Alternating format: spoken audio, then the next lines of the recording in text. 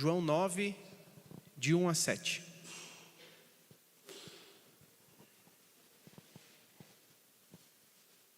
Diz assim a palavra do Senhor.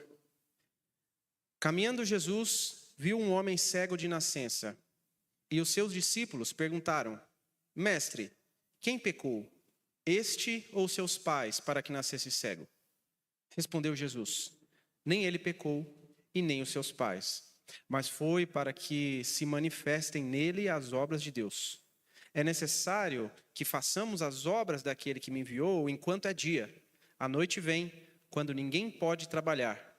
Enquanto estou no mundo, eu sou a luz do mundo. Dito isso, cuspiu na terra e, tendo feito lodo com a saliva, aplicou-o aos olhos do cego, dizendo-lhe: Vai, lava-te no tanque de Siloé, que quer dizer enviado. Ele foi, lavou-se e voltou vendo. Então, os vizinhos e os que dantes... Vamos seguir mais um pouquinho. Então, os vizinhos e os que dantes o conheciam de vista, como mendigo, perguntavam: Não é este o que estava sentado pedindo esmolas? Uns diziam: É ele. E outros: Não, mas se parece com ele. Ele, porém, dizia: Sou eu. Feche seus olhos por mais um momento. Vamos orar novamente ao Senhor. Pai querido, lemos a Tua palavra e pedimos ao Teu Espírito Santo que aplique aos nossos corações e que o Senhor fale com cada um nessa noite. Nosso papel é expor aquilo que o Senhor diz, mas o papel de transformar isso em vida no nosso coração é do Teu Espírito Santo. Então manifeste-se, Senhor, em nós e que nós possamos sair daqui muito melhor do que nós entramos, edificados e com a nossa fé fortalecida em nome de Jesus. Amém. Amém.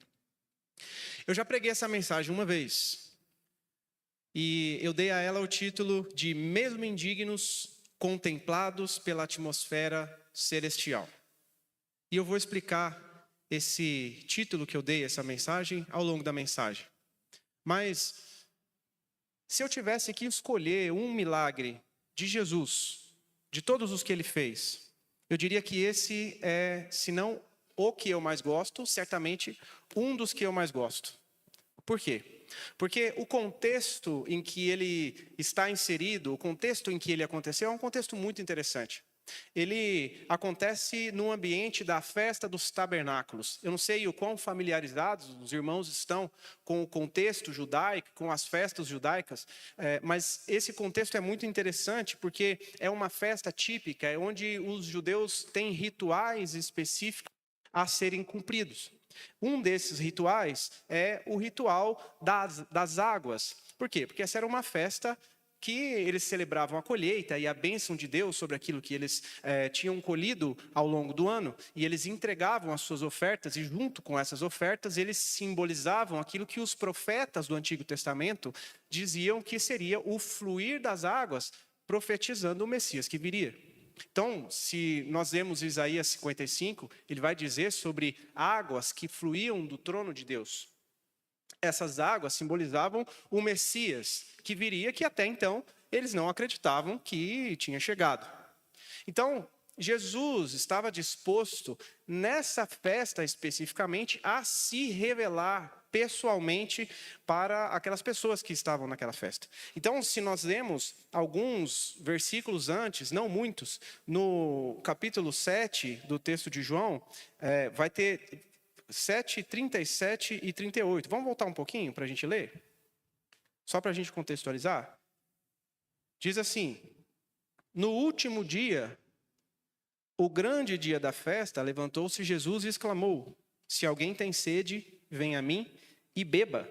Quem crer em mim, como diz a Escritura, do seu interior fluirão rios de águas vivas.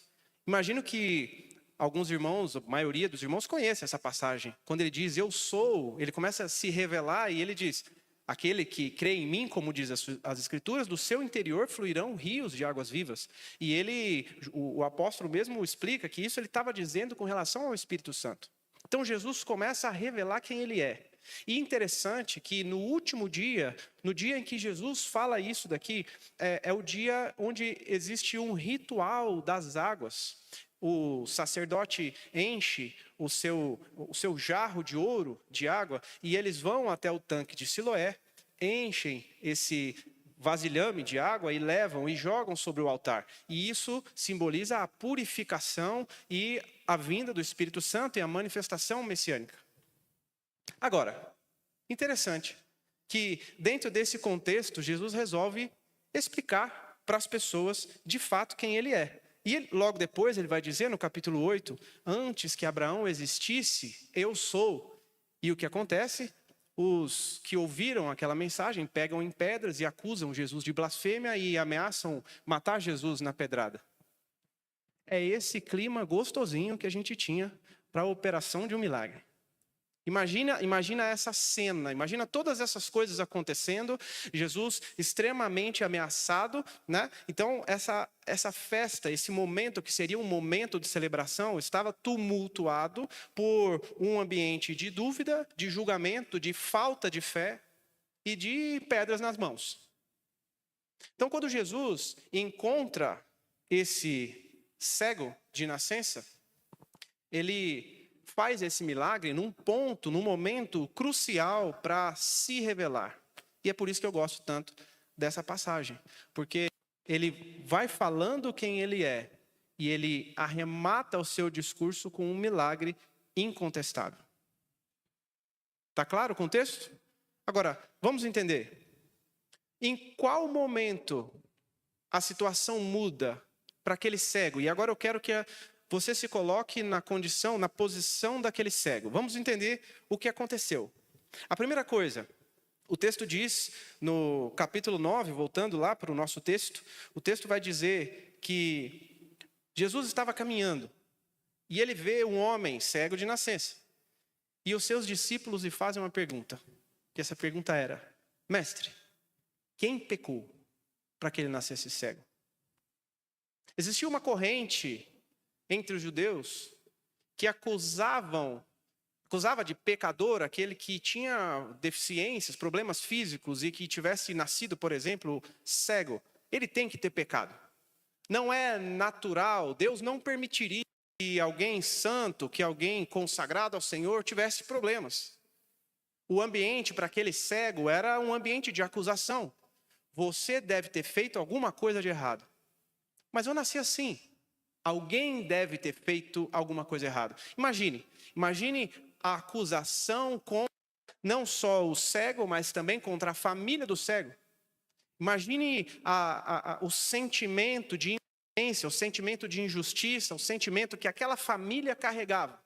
Em meio a uma sociedade extremamente religiosa que se gabava por cultuar o Deus verdadeiro, existiam pessoas que apontavam sobre ideologias humanas, diziam uns para os outros: você é inferior a mim, porque você tem um defeito e eu não. E esse defeito é culpa do seu pecado, você é pior do que eu.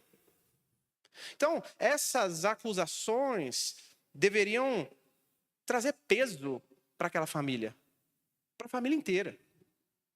A crueldade da visão terrena, da visão limitada das pessoas que faziam essa pergunta, se mostrava muito grande.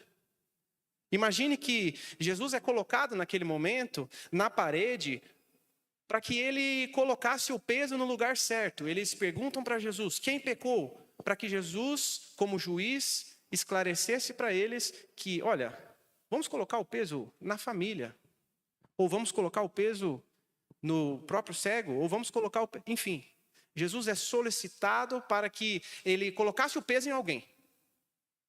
Ele é encostado na parede e eles dizem: de quem é a culpa? Entende a visão terrena? A visão que aqueles homens tinham, a visão simples, a visão rasa que aqueles homens tinham. Agora, a revelação de Jesus tira o peso da acusação. Então, eu disse que eu ia explicar um pouco do título que eu coloquei nessa mensagem, mesmo indignos contemplados pela atmosfera celestial. Primeiro eu quero dizer que nós somos contemplados com a atmosfera celestial quando Deus nos revela verdades que desconhecemos. Toda vez que a revelação de Deus é manifesta a mim e a você, esse peso muda de lugar. Toda vez que Deus revela verdades das Escrituras a nós, toda vez que nós entendemos que o Espírito Santo ministra em nossos corações e abre os nossos olhos, nós temos o peso da acusação retirado das nossas vidas e cravado diretamente na cruz, porque é lá que ele deveria estar. Toda vez que nós recebemos a verdade manifesta de Cristo, através do Espírito Santo, nós entramos nessa atmosfera, porque entramos num terreno desconhecido, mas sabemos em quem podemos confiar. Amém? Segundo ponto, a história continua. No versículo, segunda parte do versículo 3, Jesus diz o seguinte: foi para que se manifestem nele as obras de Deus. Vamos pensar por um momento. Aqueles homens vêm com uma acusação para o cego e para a sua família. Jesus tira o peso dessa acusação daquela família e coloca no lugar certo e explica. Isso aconteceu para que se manifestem nele as obras de Deus. Não existe nada, e é isso que Jesus queria dizer, que esteja fora da ação soberana de Deus, porque ele mesmo se envolve pessoalmente com a nossa história. Existiu um momento fora do tempo, na eternidade, em que foi determinado pela soberania de Deus que Jesus tivesse um encontro com esse homem e transformasse a vida desse homem, e através da transformação da vida dele, que ele transformasse a sua família e aqueles que contemplaram o milagre. Então, se por um momento, aquele homem que eu descobri, parênteses aqui, tá? Não está no script isso, mas no The Chosen, vocês assistem The Chosen? Eles deram um nome para ele, né? Você viu? Deram um nome para ele, tal de Uzias, né? Não tem nome aqui, não está escrito. Mas eu achei interessante a licença poética. Se em algum momento na história dele ele teve dúvidas de por que isso está acontecendo comigo, de qual o objetivo disso, por que eu fui injustiçado com essa doença que eu não pedi, por que eu estou sendo acusado de algo que eu não tenho culpa, por que eu fui destinado a passar por essa situação, a sofrer, a ser acusado, a ser maltratado, a ser tirado do meio da sociedade? Por que eu? Por que tanto sofrimento? Se um dia ele teve essa dúvida, quando Jesus se encontra com ele no meio do caminho, e interessante que Jesus vai até ele. Quando Jesus vai até ele, a história dele é mudada, a história da família dele é mudada, a história daqueles que contemplaram o milagre era mudada. Então, o segundo ponto é, nós entramos na atmosfera celestial quando Deus manifesta a sua obra em nós. Quando Deus decide te encontrar no meio do caminho, há aquela dúvida sobre, será que Ele me ama? Se Deus existe e se importa comigo, por que eu estou passando pelo que eu estou passando? Se Deus existe e se importa comigo, por que eu tenho tantas dificuldades? E por que parece que as coisas ruins só acontecem comigo? Se Deus existe, tem um plano, tem um propósito, se Ele realmente se importa comigo, por que eu fiquei doente, por que a minha família passou pela situação tal, tal e tal? Todo mundo já se perguntou coisas desse tipo, e a resposta de Jesus é: para que se manifestem as obras de Deus nas nossas vidas. Na eternidade, fora do tempo, Deus já sabia o que aconteceria. E Ele já sabia o que Ele deveria fazer por você e onde esses caminhos te levariam. E que esses caminhos te levariam à presença dEle. Que esses caminhos, que as coisas que acontecem nos levariam para mais perto dEle, para querer mais ao Senhor, para buscar mais, para orar mais, para se interessar mais, para servir mais, para fazer mais. Porque é em meio às dificuldades, em meio à luta e muitas vezes em meio às dúvidas, que o nosso coração se inclina para aquele que pode resolver o que nós não podemos. Aquele cego não poderia se curar. Ele só tinha uma chance: que um milagre acontecesse na vida dele. E é exatamente nessa circunstância onde nós não podemos resolver os nossos problemas, é que nós temos que entregar tudo a Cristo e dizer: eu não posso, se o Senhor não fizer. eu não volto a enxergar. Então, o cego não vê o que Jesus está fazendo. Assim como muitas vezes nós não temos noção do plano de Jesus para nós, dos planos de Deus. Muitas vezes nós não entendemos o caminho. Então, Jesus, quando ele olha para o cego, ele é movido por compaixão e ele vai até o cego. E por mais que o cego não pudesse fazer nada, Jesus se envolve com o milagre, ainda que o cego não tenha nada para fazer por ele. Jesus se envolve com aquele cego, ainda que o cego não pudesse entregar nada a ele, retribuir de forma nenhuma. Ele decide curar o cego antes de o cego ser capaz de fazer absolutamente qualquer coisa. E não foi assim conosco? Não foi Jesus que nos encontrou quando nós não tínhamos absolutamente nada para entregar? Não foi Jesus que nos encontrou no meio do caminho, no momento em que nós não tínhamos absolutamente nenhum valor? A nossa moral abalada, as nossas vidas completamente destruídas muitas vezes, seja pela nossa falta de caráter muitas vezes, ou seja pela nossa arrogância por achar que temos caráter demais, enfim, todos nós fomos encontrados por Cristo numa situação de sermos miseráveis e indignos. E ainda assim, Ele veio e nos curou. Ainda assim, Ele decide vir a nós e lavar os nossos olhos para que nós pudéssemos enxergá-lo. Amém? Existe na eternidade um momento em que a Trindade, em sua soberania, escolhe encontrar conosco para abrir os nossos olhos. Então nós somos encontrados por essa atmosfera celestial quando Jesus decide manifestar a nobreza da sua obra em nós. Amém? Terceiro ponto. 3 pontos do sermão de prova. Terceiro ponto. Entramos na atmosfera celestial quando Deus nos desafia a vivenciar o sobrenatural pela fé. Vou repetir. Entramos na atmosfera celestial quando Deus nos desafia a vivenciar, a viver o sobrenatural pela fé. Vamos ver o versículo 7? O versículo 7 diz o seguinte.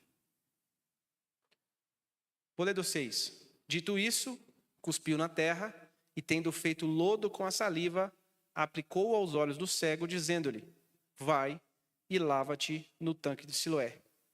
Então ele foi, lavou-se e voltou vendo. Veja que interessante.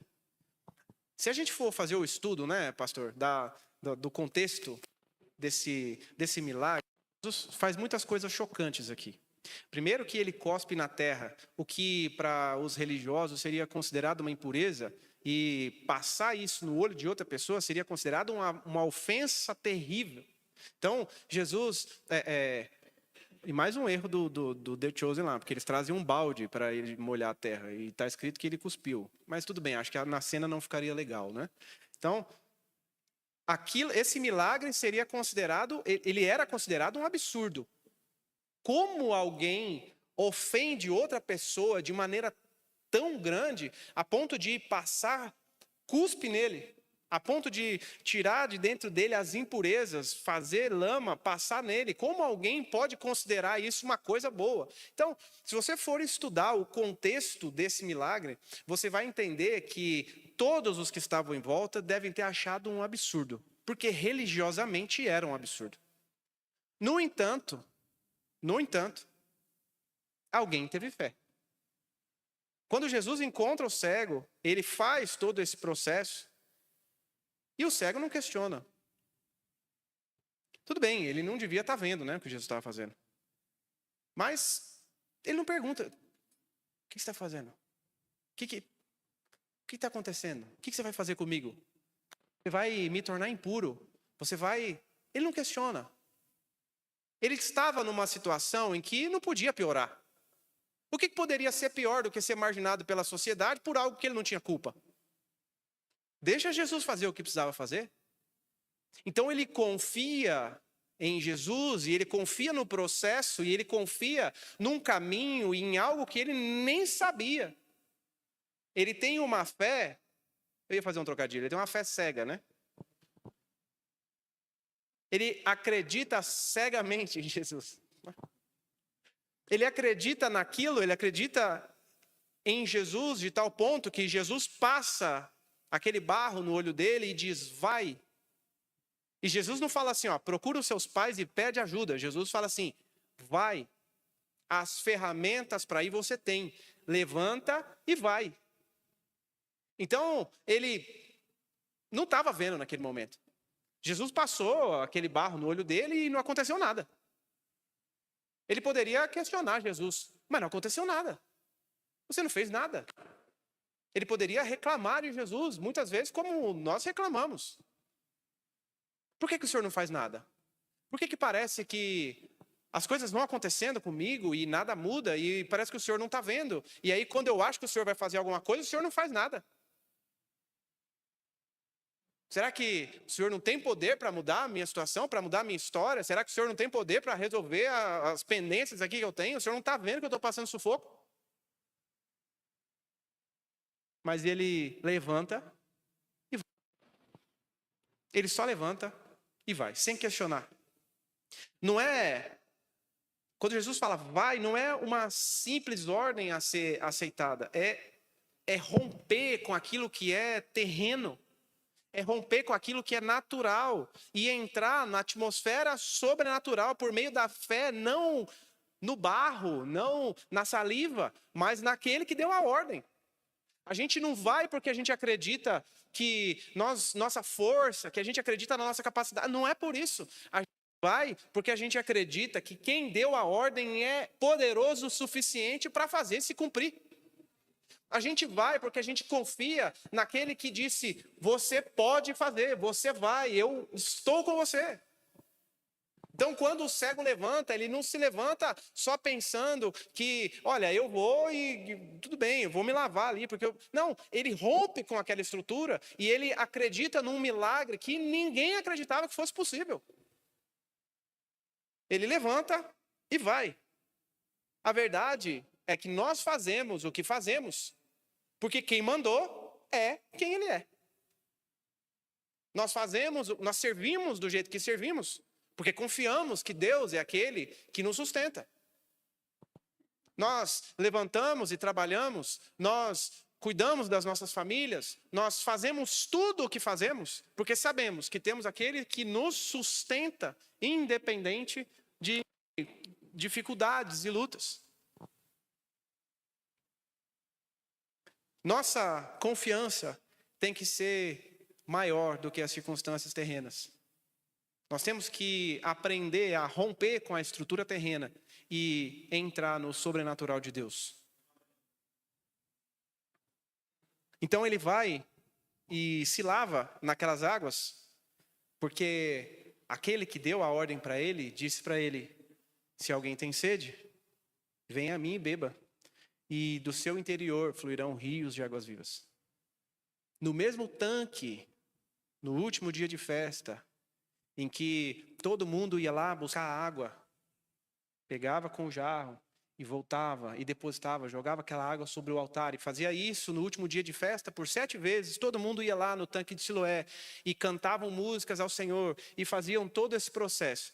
Jesus decide dizer, vai e se lava nessa água, porque aquele que crê em mim, do seu interior fluirão rios de águas vivas.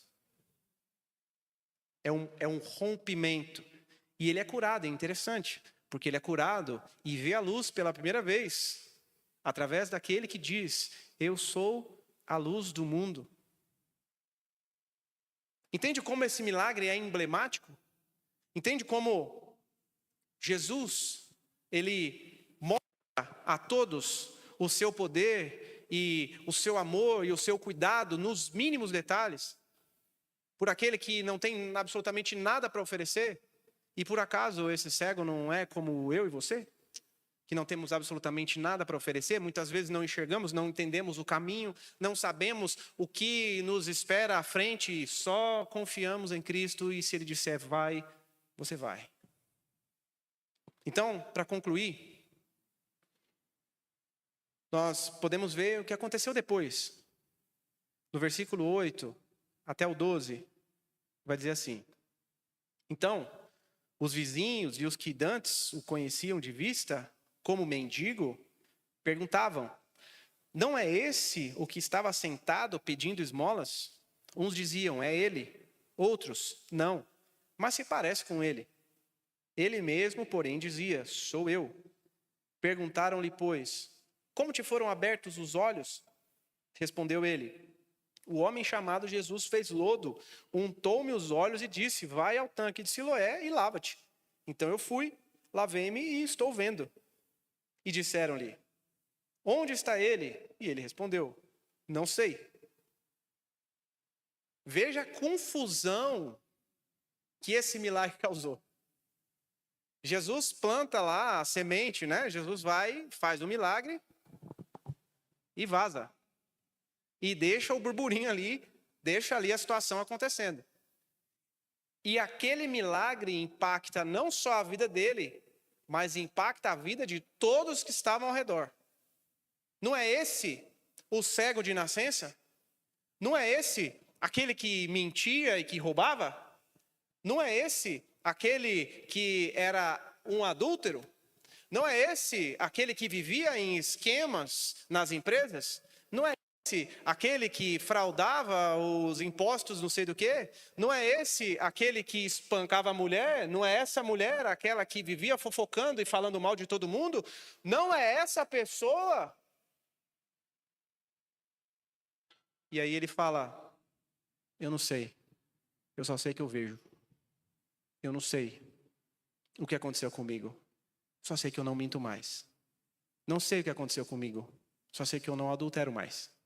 Não sei o que aconteceu comigo, mas eu não consigo mais roubar. Eu não consigo mais desviar dinheiro. Eu não consigo mais ser agressivo.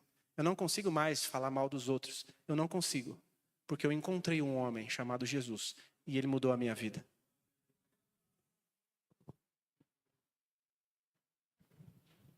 Então, mais lá na frente, no versículo 35, Jesus vai encontrar de novo com ele.